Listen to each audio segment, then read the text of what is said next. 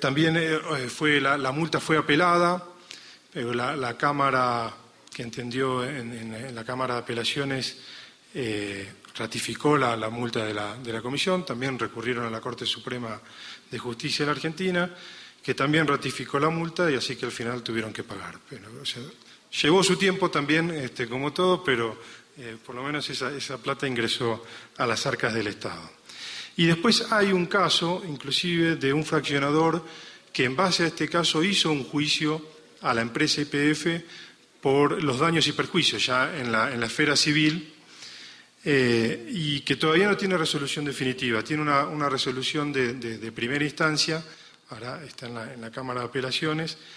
pero bueno, el fraccionador le reclamaba el sobrecosto que había tenido que pagar por el producto y la pérdida por la menor cantidad de producto comercializado. Yo creo que con gran sabiduría,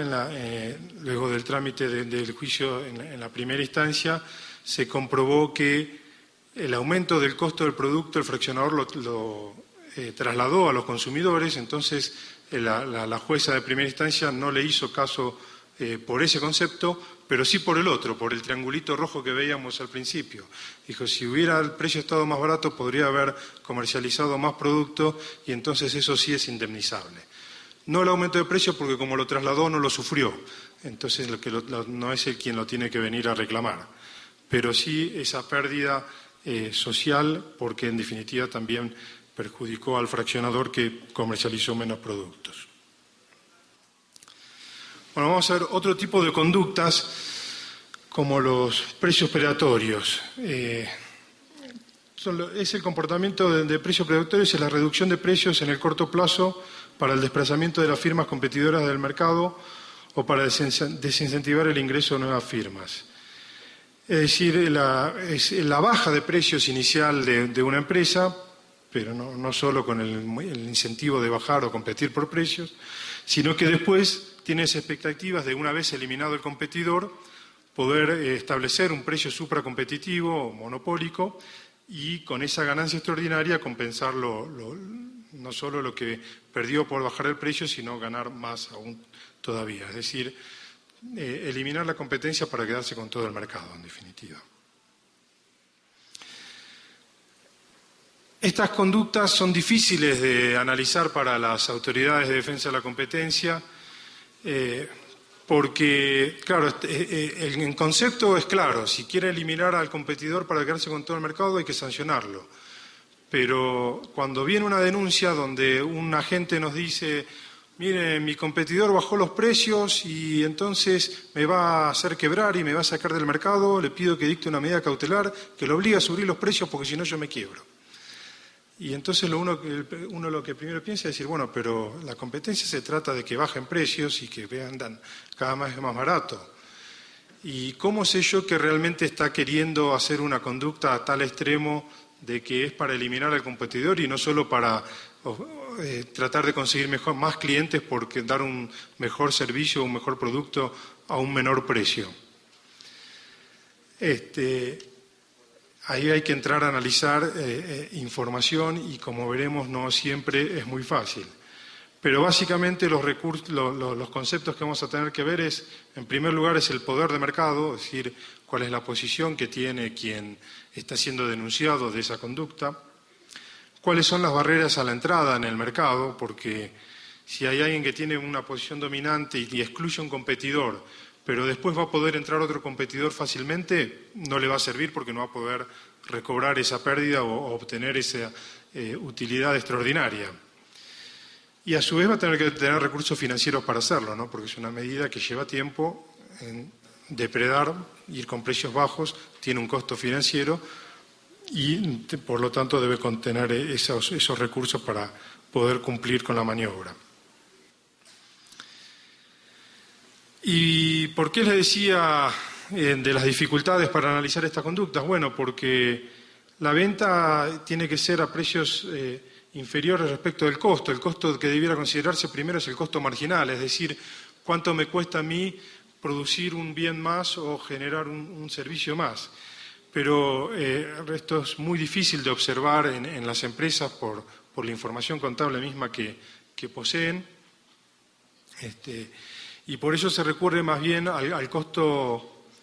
medio variable, que es más,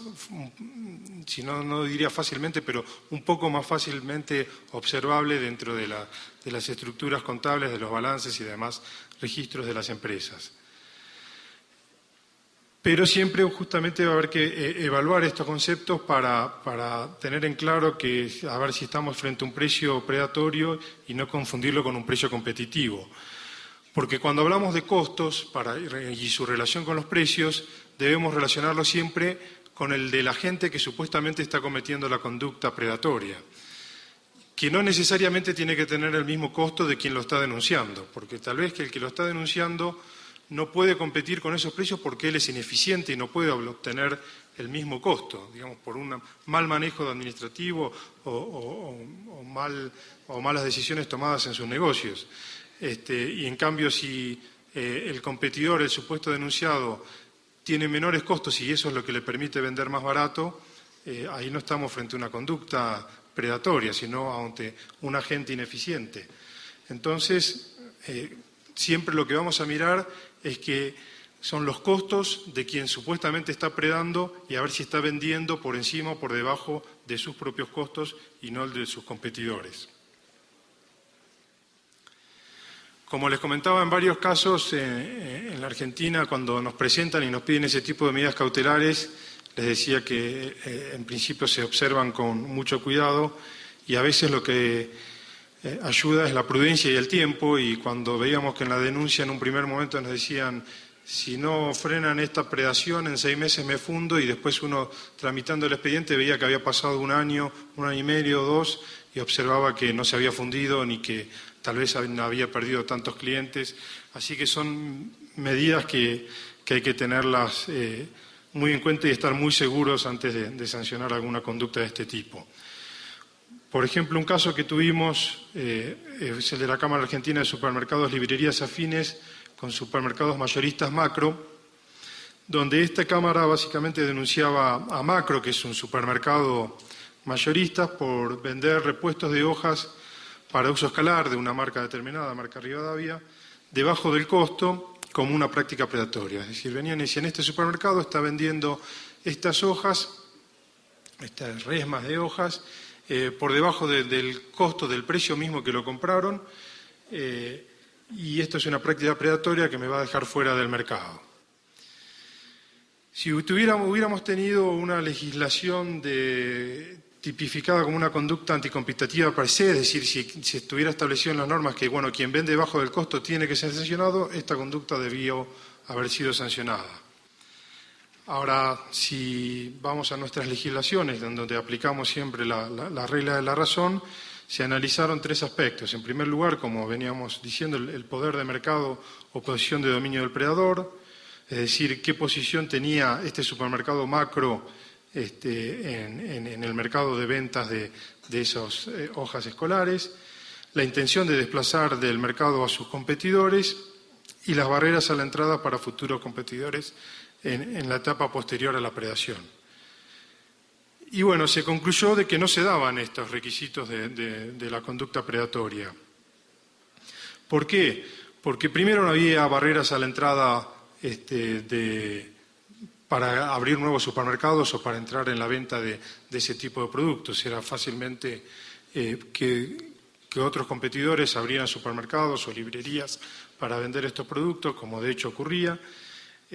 La oferta de estos productos se limitó a 15 días nomás, o sea que no tenía el alcance temporal necesario para producir un efecto de exclusión a sus competidores. El mismo agente denunciado, Macro, tenía una escasa participación en el mercado de los supermercados, de un 7% más o menos, y en la venta de repuestos, estos Rivadavia 480, que era el producto sobre el cual se decía que se estaba ejerciendo la predación, era del 1%, o sea que quedaba evidenciado que no podía no estábamos frente a un caso de predación, sino que básicamente era una de las tantas tácticas que tienen los supermercados para atraer a los consumidores, y era digamos, hacer una oferta de un producto con la idea de que nadie va a un supermercado a comprar un solo producto